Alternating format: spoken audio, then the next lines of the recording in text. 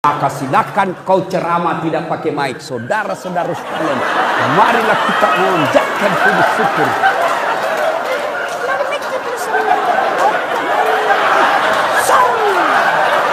Sekarang kalau kita meyakini dari ayat-ayat dan hadis-hadis Nabi SAW, bid'ah adalah sesuatu yang haram. Bahkan Nabi menyebutkan dalam hadis yang diriwayatkan oleh Imam Bukhari dari Abdullah bin Abbas bahwa orang yang melakukan bid'ah itu terhalang untuk masuk ke dalam telaga beliau. Nah, para ulama menyebutkan bahwa bid'ah adalah dosa setelah kesyirikan. Sufyan Ats-Tsauri menyatakan al-bid'atu ahabu ila iblis. Bid'ah itu lebih disukai oleh iblis daripada maksiat. Karena kalau pelaku maksiat dia akan bertobat dan meninggalkannya suatu saat. Ada banyak ustadz sekarang Pak yang mulai bikin bingung masyarakat. Semua masuk neraka Pak. Bikin ceramah judulnya 140 kesalahan orang yang salat. Banyaknya itu. Nah rukunnya saja sholat cuma 13. Coba. Kesalahan-kesalahan orang yang berjamaah. Kenapa orang berjamaah kau salahkan? Kenapa bukan orang yang tidak sholat kau salahkan? Ada juga penceramah begitu. Neraka saja dicerita. Dibanting, dilipat, ditusuk pantatmu.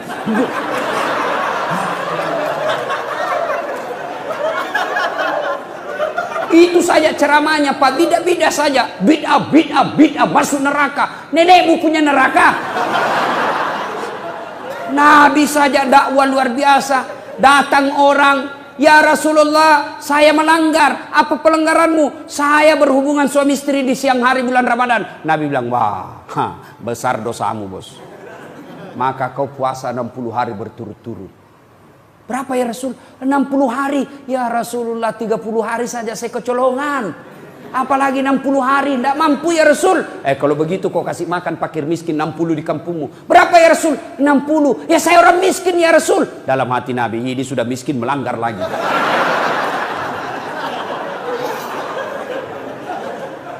Kata Nabi kalau begitu, sudah kau bawa ini kurma, bawa kau di kampungmu ini, kasih cari orang miskin. Ya Rasulullah saya paling miskin di kampungku. Ini juga paling miskin lagi begini. Apa Nabi marah? Tidak. Nabi bilang ya sudah kau makan sendiri itu kurmamu. Coba. Ini ada penceramah Pak, neraka aja nak cerita. Maulid bid'ah. Isra Mi'raj bid'ah. Taksiyah bid'ah. Halal bihalal bid'ah. Kenapa? Tidak ada pada zaman Nabi. Maka apa yang tidak ada pada zaman Nabi? Bid'ah sesat masuk neraka. Kalau gara-gara bid'ah tidak pernah dilakukan oleh Nabi, maka tolong Anda ceramah jangan pakai mic. Kenapa? Tidak ada mic pada zaman Nabi. Maka silakan kau ceramah tidak pakai mic. Saudara-saudara sekalian, marilah kita mengucapkan puji syukur.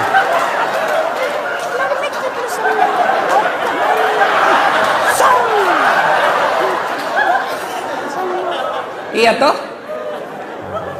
Maka yang baik penceramah kalau berbeda pendapat, kemukakan semua pendapat ahli mazhab, sudah itu silahkan jamaah yang memilih. Berbeda pendapat dalam Islam itu hal yang lumrah. Berbeda pendapat dalam Islam itu rahmah. Yang menjadi masalah kalau Anda tidak mau menerima perbedaan pendapat dan menyalahkan pendapat orang. Itu salah. Bagaimana kunut? Boleh. Tidak kunut? Boleh. Kunut boleh, tidak kunut boleh. Jadi yang mana yang salah? Yang tidak sembahyang subuh. Jelas itu bos. Ya, jelas. Jangan sombong gara-gara ilmu. Apalagi yang kasih sombong orang.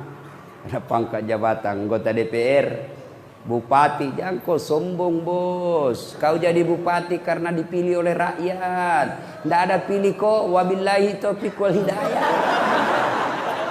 Anggota DPR jangan kau sombong. Kau jadi duduk anggota DPR karena ada rakyat memilihmu. Anggota DPR kalau mau dipilih kayak pengemis, tolong bang, kasihan saya. Kalau bukan kau mati saya, dimalu saya. Tolong kasihan, tolong bang, idik mati ko si idik mandi ko dek gagai idik mati kak kasihan. Tolong saya. Waktunya mau dipilih kayak pengemis, sekali jadi anggota DPRD kayak raja, susah ditemui. Sibuk saya, di reject kita punya telepon. Masya Allah. Jangan sombong.